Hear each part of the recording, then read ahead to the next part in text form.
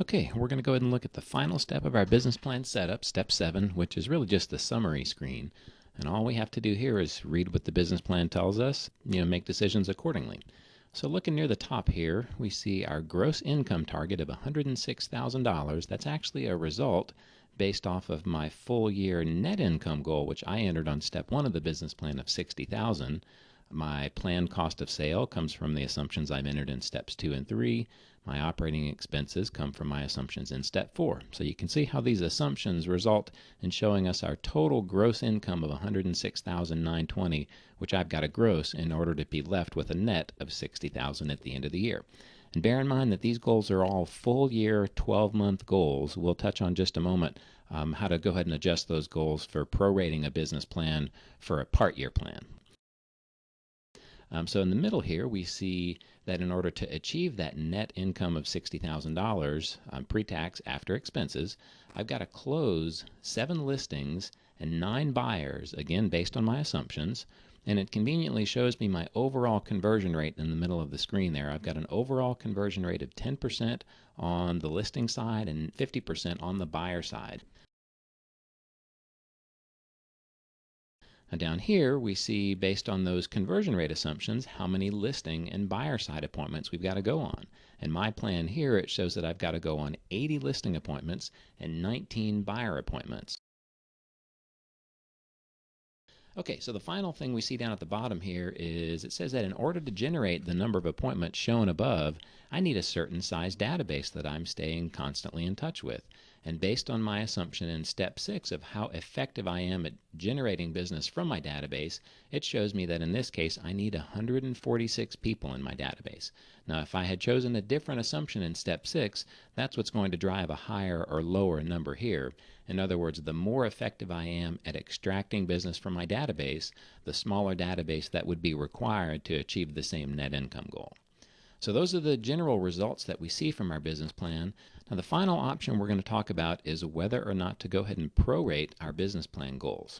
And the reason to prorate your goal would be if you are setting up your business plan mid-year. Let's say, for example, you're a first-year Blueprint subscriber and you're subscribing mid-year and you'd like to go ahead and still effectively use your business plan.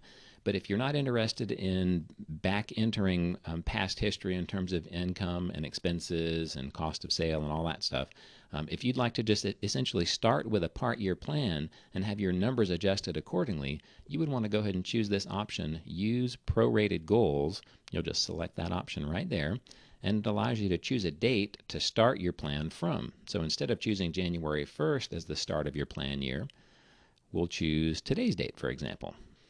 And what that does is now it's going to adjust all of our plan numbers, taking into consideration that we have less than a full 12 months to achieve the plan goals. So now instead of a full year $60,000 net income goal, it's adjusted that for me to now, in this case, $35,678. That's the adjusted goal, taking into consideration that we don't have a full year left to operate on that plan. And you'll notice that it adjusts all of these numbers accordingly. The only numbers in the plan that you won't see change will be conversion rates, because those are not a function of how much time is in the business plan. Those are just assumptions that we've made. And you won't see the required size of a database change either, because that's not one of those things that we tend to start over at 0 at the beginning of each year. We've always got to have that number of people in our database, and hopefully we'll see the size of our database, of course, grow as time goes on. So you'll see each of these numbers change with the prorated option.